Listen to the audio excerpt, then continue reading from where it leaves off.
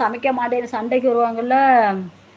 நான் சாப்பிட்டு விட்டேன். நீங்கள் சாப்பிட்டாச்சா? என்ன செய்கிறீர்கள்? மதியானம் சமையல் பாவற்காய் குழம்பு, கீரை கடையல், பொரியல், கடையலை பொரியல் செய்து கொண்டிருக்கிறீர்கள் அல்லது செல்போனை பார்த்து கொண்டு நாட்டமை செய்து கொண்டிருக்க? ஆமாம், அப்புறம் என்ன பண்ணுறது? லைவும் போடணும், வயிற்ற பசி சாப்பிட வருவாங்க. இதை கொண்டு அங்கேயே வச்சுக்கோன்னு பார்த்தாலும் லைவில் சார்ஜர் குறைஞ்சிருக்கு. அதனால் சார்ஜர் போட்டு வச்சுட்டு அந்த சைடு இந்த சைடு அந்த சைடும் பேசிக்கிட்டு யார் வந்தால் ஓடியாந்து பேசுறது, யாரும் இல்லைன்னா ஓடி அடுப்பை பார்க்குறது. யாரும் அப்படியே பார்த்து சோறு வடிச்சிட்டேன், கீரை பொரிச்சிட்டேன். பாவக்காய் குழம்பு அடுப்பில் இருக்குது. அடுப்பில் பாவக்காய் வறுத்து அப்படியே போட்டு இது வதக்கிக்கிட்டு இருக்கேன்.